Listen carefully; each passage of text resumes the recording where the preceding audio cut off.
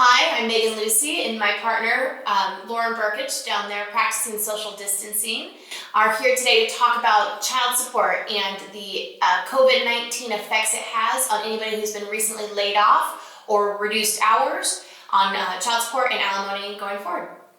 Megan, have you seen any issues arise post-COVID-19 pandemic in terms of child support and alimony? Yeah, in fact, several of my clients have been laid off or are in the process of getting reduced hours because of all of the closure of non-essential businesses and or the reduction of workforce in the confined spaces that otherwise would be packed with people.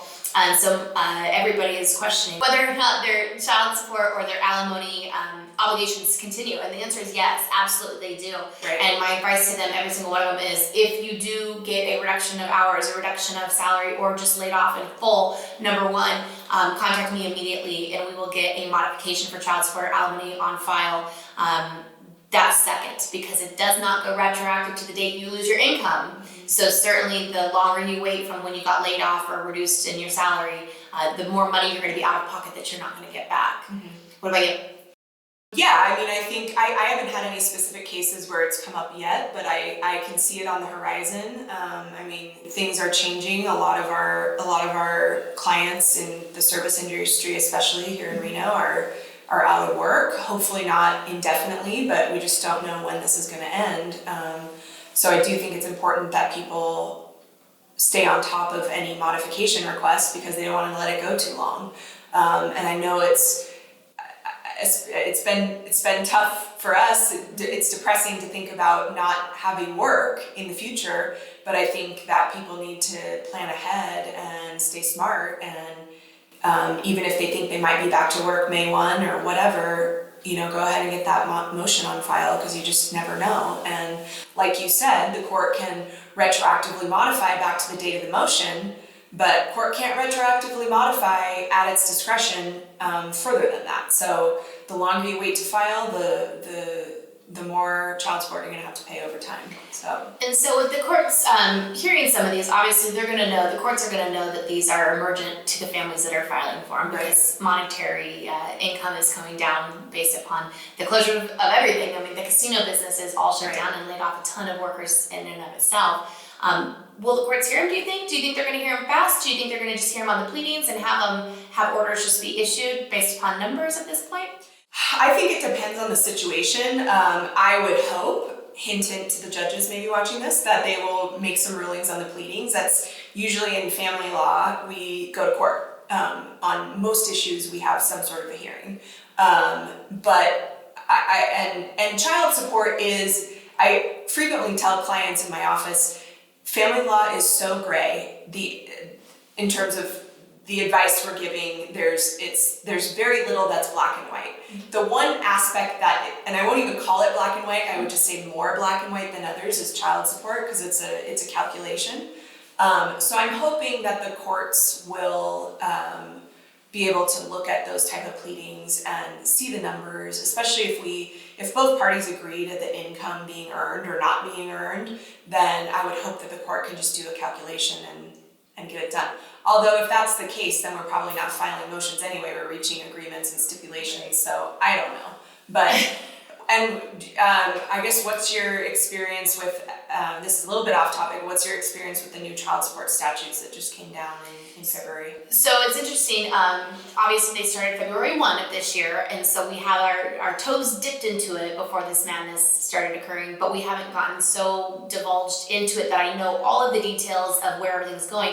But my general outlook right now is that the multiple children households are significantly decreasing for the obligor, the person who pays the child support, but the single child or the double child don't have as much of a reduction and often are increasing because the maximum caps have gone away with the old law. So do talk to your local family attorney about where your child support calculation would end up. You certainly want to make sure that you're protecting yourself if you do lose your job, but then also know what you're risking or what your exposure would be on the backside once you have to go back to modify and you resume work, because it could be different than what you started with in the first place. Well, and I think people should know that in case you're representing yourself in court and you've looked up child support statutes, our statutes are not updated yet. So we have to go to an administrative code, which is also online, but it's harder to find.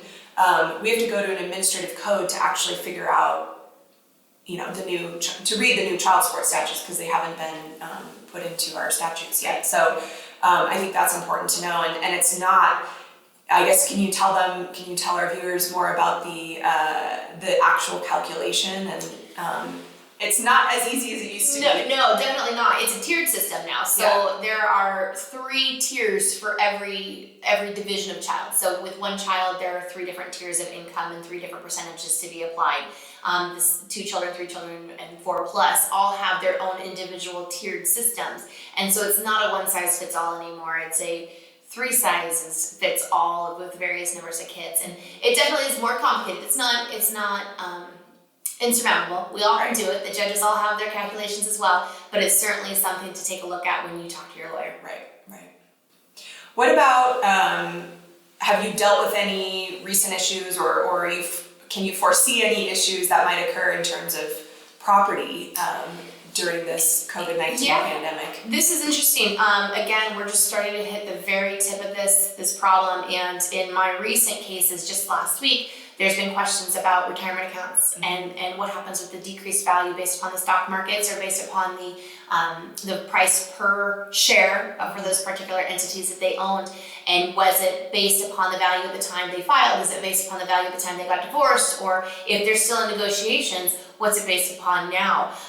Certainly it's a moving target. We don't have all the answers, but that is an issue that has been brought up. What about you? Have you faced any property financial issues these days? I mean, my major concern in a particular case right now, but just kind of in general, is the real estate market. I'm not an economist by any means, but I feel like generally when the economy goes south, it obviously impacts the real estate market. As you know, prior to the COVID-19 pandemic, the real estate market, and I believe it continues to be very lucrative, yes. But I don't know how that's going to change, and so I've got a case right now where I've got soon-to-be ex-spouse is opposed to selling an asset. We've got a willing buyer. We've got a lot of cash on the table, and soon-to-be ex-spouse doesn't want to sell.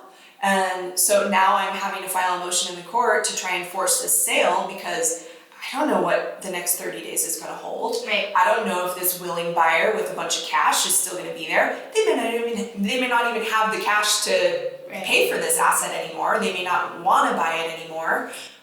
So I'm really concerned about what that looks like in terms of our. And as you know, every divorce, it seems, not every divorce, but many divorces, we're dealing with real property. Yeah, we're dealing with course. houses. We're dealing with, And that's where the bulk of a lot of people's money is. Right, exactly. A lot of marital estates are comprised of the equity in a marital residence or the equity in a business. Right. Oh, that brings up another point. Yeah. So there's been talk about the small business loans being Right. funneled down from the government, which is great for particular individuals who need it. Do you foresee that being an issue in our cases? The only thing I've really encountered lately, and obviously this was just started, the whole SBA loan process in terms of the COVID-19 I think it's called disaster relief bill or whatever. So it's new, and I don't even think I think people are applying for it, but they haven't gotten any loans yet. I don't think they're approving them yet. So, but anyway, I think it could come up if you're in the midst of a divorce and you've got a community business and that business is applying for a loan. Just be communicative with your attorneys.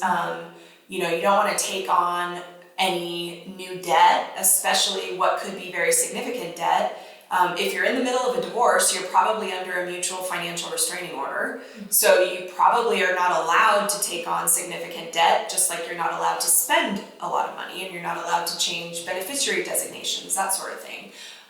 So if you're going to take on new debt for your business, I think that's the whole intent of this new legislation, but just be transparent with your attorney and with your soon-to-be spouse, because technically any debt acquired during a marriage is community debt, and I don't think your soon-to-be ex-spouse would be very happy to be saddled with, you know, what could be a potentially very large loan.